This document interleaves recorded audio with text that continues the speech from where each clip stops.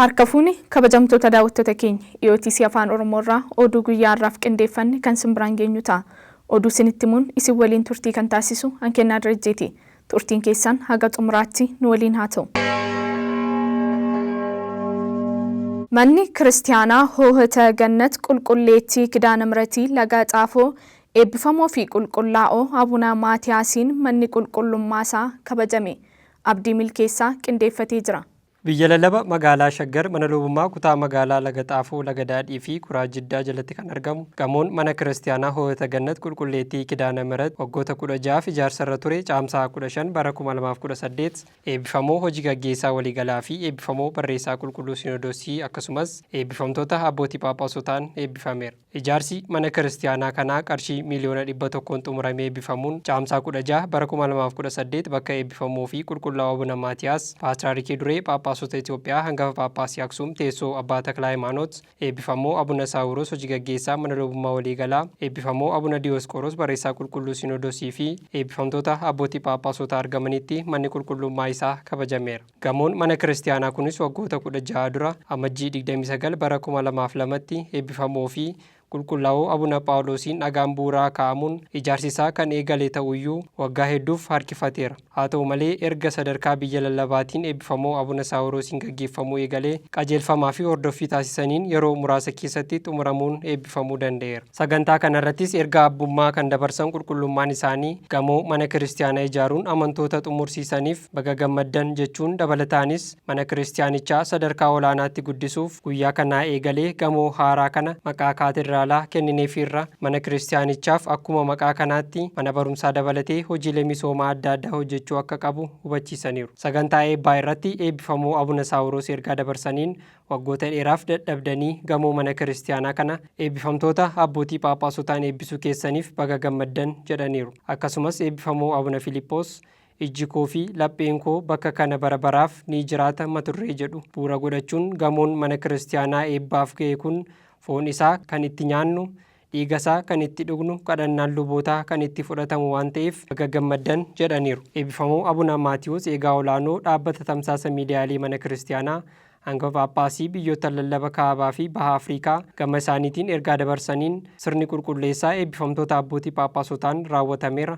Ijoollee fi manguddoon foonii fi dhiiga isaa fudhataniiru. Gammachuun kanarra caalee hin jiru jechuun gamoon kun xumuramee eebbaaf akka dhaqqabuuf deeggarsa kan taasisan hangafa Phaaphaasii biyya lallabichaa eebbifamoo Abuna Saawuroos galateeffataniiru. Saganticha irrattis taabonni kakuu bahee uummata eebbisuun hayyoota mana Kiristaanaa fi faarfattoota dilbataan faaruun yaareed dhiyaateera. Dabalataanis xumuramuu gamoo kanaaf maallaqaan, humnaan, beekumsaan namoota deeggarsa taasisan qulqullummaa isaanii irraa badhaasa fudhataniiru. Sagantaan kunis eebba qulqullummaa isaaniin goolabameera. Miidiyaa biyya lallaba Shaggartu gabaase. Yaa'iin dhaabbilee amantaa Itoophiyaa magaalaa Finfinneetti kadhannaa tokkummaa mata duree duudhaalee amantaa itti fufiinsa nageenya keenyaaf jedhuun qopheessuun bakka hangafoonni phaaphaasootaa fi bakka buutonni dhaabbilee amantaa argamanitti adeemsifame. Taarikuu Baqqalaa dabalata qaba.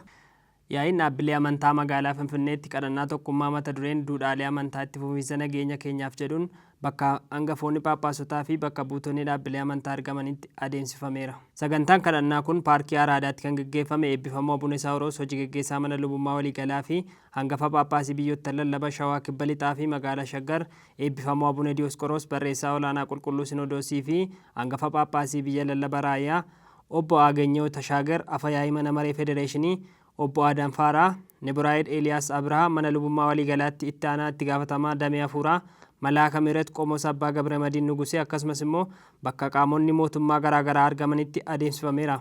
Sagantaan kadhannaa addaa akka biyyaatti dhaabbilee amantaan qophaa'e irratti liqati gu'aan lubataa Gaayitaa Addalaa haasaa taasisaniin biyya keenya hordoftoota amantaa 180 ol qabaachuu ishee wal qabatee abboonni amantaa nageenya biyyaaf tokkummaan dhaabbachuu akka qaban dubbataniiru.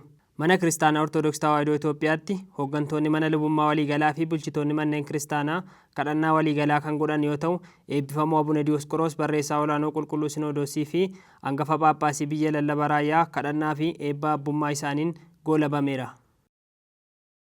Yaa'iin hafuuraa guddichi guyyoota 3 kutaa biyya lallaba Qeellam Wallaggaa magaalaa Dambidollootti waldaa duukaa bu'ootaan qophaa'ee gaggeeffamaa ture nagaan xumurame.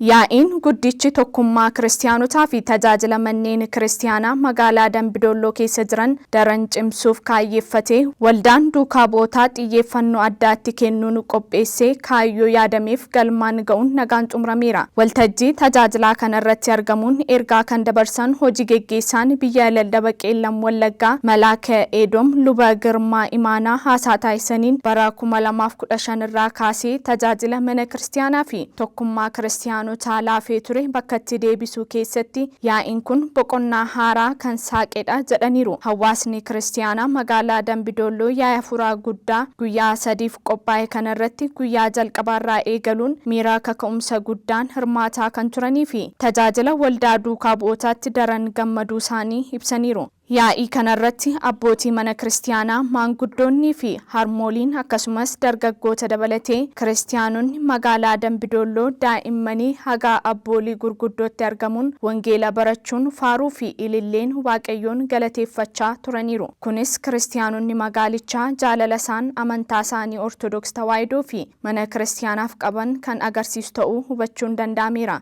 Bulchaan mana kiristaanaa boqonnaa qulqullootaa qulqulluu Mikaa'el Malaaka Salaam Luba Mikaa'el Oliiqaas yaa'ii kanarratti ergaa dabarsaniin yaa'iin guddichi waldaa duukaa bu'ootaan qophaa'e kun yaa'iiwwan biroo qopheessuuf daandii kan saaqe ta'uu eeranii gara fuulduraattis deeggarsa waldaan duukaa bu'ootaa isaanirraa barbaadu hundayyuu gammachuun kan taasisaniif ta'uu dubbataniiru. Gabaasni kan miidiyaa waldaa duukaa bu'ootaati.